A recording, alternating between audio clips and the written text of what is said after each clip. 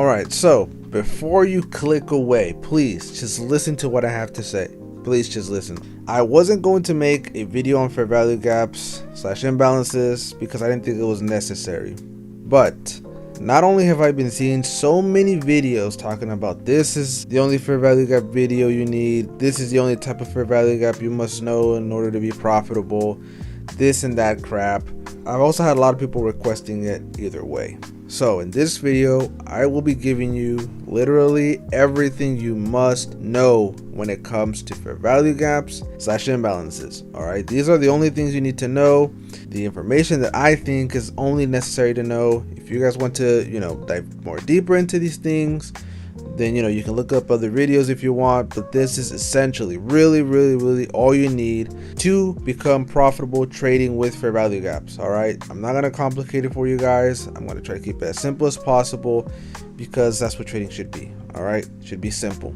So with that being said, let's begin.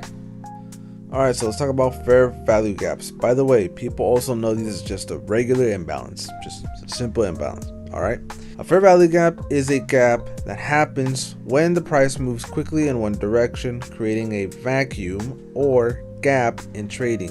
ICT also likes to call them buy side imbalance, BSI for a bullish fair value gap, and sell side imbalance, SIBI for a bearish fair value gap. So how it looks on a chart, and fair value gap is usually seen as a large candle or price bar with smaller candles on either side that don't fully overlap. Now, it doesn't have to be a large candle, guys. That's just usually how, from what I've seen, ICT describes them. But it does not have to be a large candle, okay? It can be small, big, whatever. Now, why it matters. Traders watch these gaps because price often returns to these levels in the future. This makes fair value gaps useful for predicting where the price might go next. Guys, fair value gaps are probably the #1 thing that gets filled first after taking out liquidity. Okay, it's always there's always some kind of fair value gap getting filled. That's basically how the market cycles. I believe Moham Trading has a video specifically talking about this, like the cycle of the market or whatever. But that's basically like almost how the market moves essentially. Just takes out liquidity, taps into some fair value gaps, and then goes back to taking out liquidity, back into taking out some fair value gaps. Really, like that's really how the market tends to move. Obviously, order blocks still work, supply and demand zones still work, all these other techniques still work, but they essentially work the best when there's fair value gaps or imbalances in one way, shape, or form involved. All right. Now, trading strategy. Traders use fair value gaps to find entry points for trades. They wait for the price to come back to the gap before continuing in the original direction. Keep in mind, not all gaps will get filled. That's another very important point, guys. Just because you see a fair value gap doesn't mean it will necessarily get filled right at that moment. Just sometimes some fair value gaps don't get filled. It takes a couple days, even weeks, sometimes even months for price to just come back into it, only because price tends to move either quickly or slowly away from the fair value gap that you had marked up. All right. But yeah, guys, essentially this is how it would look like. Here's a candle right here, and then another candle that doesn't, like, the wicks don't necessarily overlap the body of the middle candle, so that causes a fair value gap. There's also a indicator that I will leave in the description below, so that way it'll be easier for you guys to mark them up. But yeah, you could just count 3 candles, so in this case 1, 2, 3, and as long as the wicks aren't overlapping the middle candle, you will have a fair value gap, right? But here, as you can see, there's barely a fair value gap at all. Like there was one right here, right? Because there was no wick overlapping this middle candle, so that would be a fair value gap. It's not that hard to find, pretty easy to find. Okay, so let's move on. Now this part is very important because displacement goes alongside with fair value gaps. All right, so some key characteristics. This definition: displacement occurs when a significant amount of money enters the market, causing a strong and quick price movement that leaves behind fair value gaps. This is characterized by large, aggressive candles breaking through previous highs or lows. Now, what's the importance of it? Displacement can signal a trend reversal or continuation. It's crucial to wait for displacement before entering a trade to avoid false breakouts. Now, displacement, guys, is probably the best way to look out for any breakouts, especially if you're waiting for like a change of character or a break of structure. Now you don't need displacement, but I would say it is very good to have. All right. So when it comes to identifying them, look for aggressive moves and closes below a low or above a high. In a bullish trend, lows taken without displacement can be potential long entries. In a bearish trend, failures to displace over highs can be potential short entries. Examples for short entries: wait for a break below a short-term low with large aggressive candles. For long entries, look for lows taken without displacement in a bullish trend. Now, real quick, let me zoom in here for you. Here you can see we have a break of structure, but we have some strong movement to the downside, leaving away even more fair value gaps, right? One here, and one here, right? That's usually how displacement looks like. Or you'll just have one big candle and then a fairly small candle in the middle, and then somewhat of a small candle as the last one. The point is, as long as you see something like this, that is displacement. Another thing like displacement would be here, right? Break of structure, some strong move up, very little wicks in the bottom, another form of strong displacement. Now here I took this from the breaker block video that I made. Now let's just say price taps into a higher time frame array, which is basically a point of interest. Price fails to break structure, right? Comes down, and as you can see, there was a fair value gap here, right? Price retraces into that fair value gap, breaks through the mitigation block, and as you can see, even more bigger candles, which is displacement. All right, and then same thing here. Price taps into a higher time frame array, or maybe sweeps some higher time frame liquidity, fails to break structure, comes back up, breaks through this mitigation block, but also leaves some displacement, right? And what does price do? Tap into the mitigation block, goes back up. Pretty easy, pretty simple, guys. Okay, nothing too complicated with fair value gaps. It's pretty cool stuff, you know, especially if mitigation blocks that align with the fair value gap, like on this one right here. As you can see, price quickly taps into it and then goes back down. Pretty cool stuff. Okay, all right, so let's talk about breakaway gaps. I've essentially oversimplified this, so if you guys want to get down to like some super technical stuff when it comes to breakaway gaps, then you can just look up any other video, but really this is all you need to know. All right, so according to ICT, a breakaway gap typically happens when the market experiences an extended move higher or lower, and it can also signal a potential change in market direction. Price typically does not trade back into the gap. Okay, key words here. Price does not typically trade back into the gap after it forms. The market breaks away from that level, leaving the gap open without filling it. So you can see here, price swept some liquidity and then started going down, leaving some fair value gaps. This case, this would be our breakaway gap because price clearly is not intended to go back up and tap into it. Now, sometimes price does tap into it, but little later on, okay, like way later on. Just depends on the time frame that you're also looking at it. All right, so now let's talk about some key characteristics. It occurs at the start of a new swing, higher or lower in the market. It marks the initial displacement of price away from a higher time frame level, array, or liquidity. Breakaway gaps can either be relatively small in size or large visual gaps, and can signal significant subsequent moves in the new direction. While breakaway gaps are not mandatory for a market to make a big move, they are considered a positive sign that the market is changing direction. The fact that price does not immediately trade back into the gap area suggests a shift in momentum. If price does return to the area of a prior breakaway gap, that gap can act as an important support or resistance level, often leading to a strong bounce or reversal. Kind of like this, okay? As you can see, we had a breakaway gap here. Why? Because price clearly was not intending to move back into it anytime soon. But after a while, right after moving, right, finally, price comes back into this very specific breakaway gap, and then clearly does not have a hard time at all rejecting away from it to move back up. And then here you can see as well, we had a breakaway gap going towards the downside. Price finally decides to tap back into it. Didn't take as long as this one, but took a little while. And then what does it do? Come back down, sweep some liquidity, right? And then goes back up. pretty easy, guys, pretty simple. You can use breakaway gaps for continuation of market direction, reversals, really just anything, guys. You can use it to find daily bias, all that cool stuff. Okay, don't overcomplicate it. Please don't overcomplicate it. If you have a hard time finding breakaway gaps, don't worry, you'll get better as time moves on, or just simply get good at identifying a fair value gap in general. You'll realize if it's a breakaway gap or not later on down the line too. All right, sometimes it isn't always easy to identify them right at that moment. Usually you'll know when it's a breakaway gap once price does a big move like this, and then it does like a retracement, and you notice that it doesn't come even near the breakaway gap, right? You just see, okay, price is clearly moving away. Then you'll know, okay, it was a breakaway gap, right? And remember, they don't always get filled. Sometimes they never get filled. All right, so let's move on. All right, so let's talk about inversion gaps. So what are they?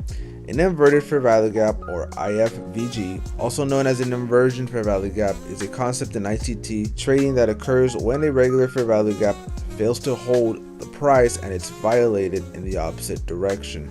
So here we had a normal bearish fair value gap.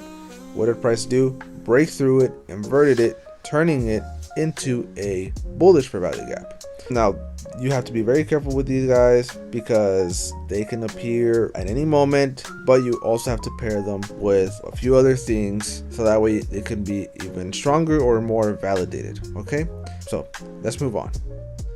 All right, so here are some key characteristics. An IFVG forms when price moves beyond a previously established fair value gap, breaking it and potentially signaling a shift in market momentum. Sometimes it's not a shift in market direction, sometimes it's a continuation as well. Okay, there are two types of IFVGs. You have a bullish IFVG and you also have a bearish IFVG. For a bullish one, it occurs when the bearish fair value gap is violated by price closing above it. It then acts as support and may push prices higher. In this case, the one right here would be a bullish IFVG. For a bearish IFVG occurs when a bullish fair value gap is violated by a price closing below it. It then acts as resistance and may push prices lower. Like this one right here, this was bullish, and now that it was inverted, it turned into a bearish one.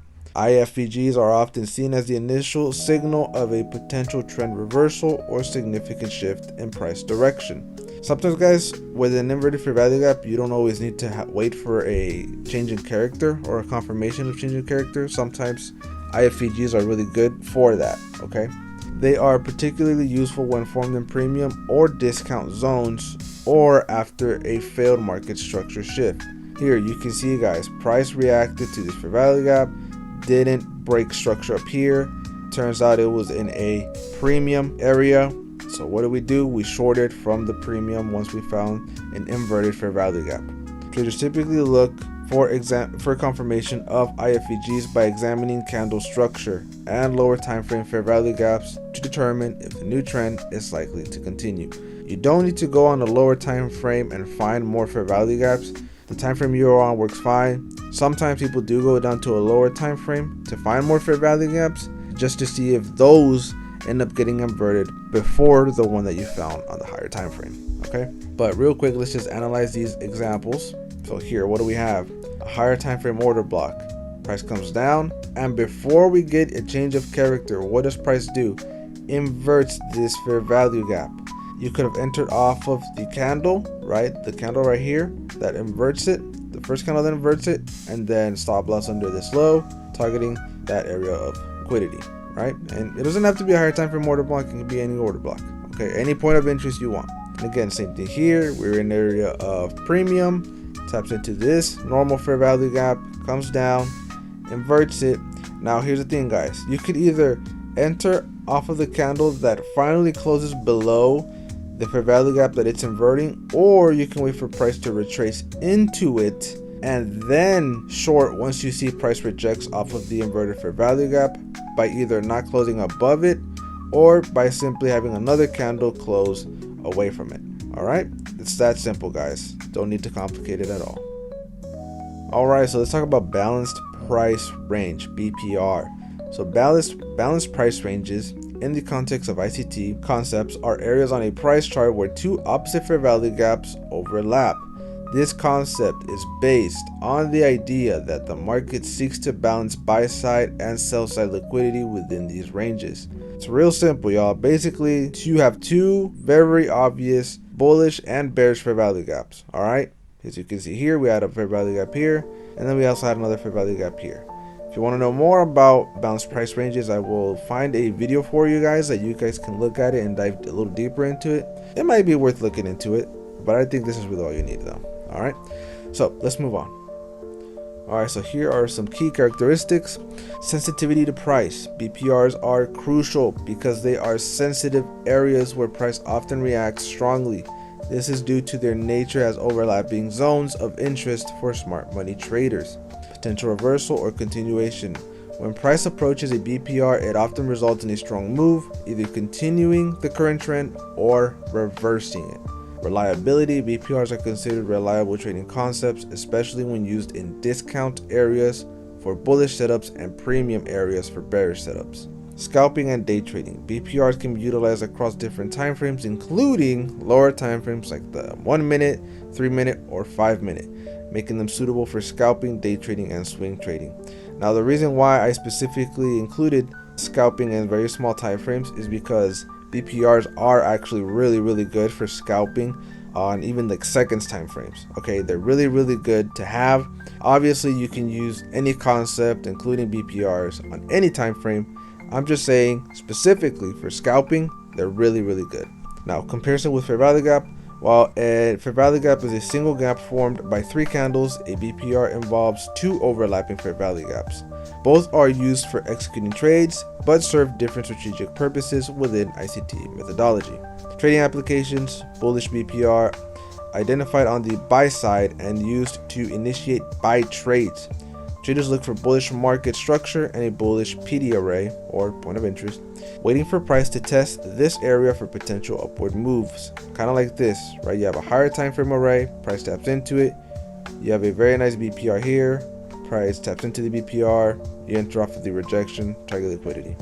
Bearish BPR, identified on the sell side and used to initiate sell trades. Traders look for bearish market structure and bearish PD array, waiting for price to test this area for potential downward moves. All right, so let me zoom into the examples real quick. So again, let me just retouch on the first one here. Price taps into a higher time frame array, or it can be any array, it doesn't have to be on a higher time frame. What do we have here? A formation of a BPR. Now you can either enter off of a limit order right on the BPR, or you can wait for price to reject away from it and you just enter off of the candle that rejected out of the BPR. All right, and here you can see targeted this closer set of liquidity, and we had quick TP. Now here there was a bearish order block. What did price do? Sweep this liquidity, rejects off of the order block, and caused a BPR while it was rejecting away from it, entered off of the price that inverts, or that was part of the BPR but also inverts it. You could have entered off of that one too, right? So as you can see, even though that this candle and this candle are the ones that caused a BPR, you could enter off of the one that's going in your direction, which would be this one, right? This candle right here. And then obviously targeted this set of liquidity, and as you can see, TP was hit. All right, pretty simple, guys, no need to complicate it. Now we have to talk about volume imbalances. So according to ICT, volume imbalance occurs when the wicks of 2 consecutive candles overlap without their bodies doing so. This highlights an area where trading volume is concentrated within the bodies, leaving the wick regions under traded. Now these are really good for trading in futures, guys. I've seen futures do really well when it comes to trading volume imbalances, but you can try it on anything else. Now as you can see here, there's an obvious gap here, pretty obvious gap, right? That would be considered a volume imbalance. Again, there's an indicator for this that I'll link down in the description below, so that way you guys can check it out. It's super useful. All right, so here's some key characteristics. Wick overlap. Unlike fair value gaps, which involves gaps between candle bodies, volume imbalances focus on the wicks overlap. No candle body. The imbalance is characterized by having no candle body within the gap, only wicks. Market reaction. Price often returns to these areas to fill the imbalance, acting as a potential as potential areas of liquidity. Keep in mind, they don't always get filled. Now, another thing, guys, sometimes you will have wicks on the bodies, and sometimes you won't have wicks. Sometimes you'll just have like that gap and there'll be no wicks near it, but that's totally normal too. Trading implications. Institutional reference point. Volume imbalances can serve as institutional reference points where traders anticipate price retracements. Support and resistance. These areas can act as support in uptrends or resistance in downtrends. Price action analysis. Traders use volume imbalances to analyze price action and predict potential reversals or continuation. Now, guys, here's the thing.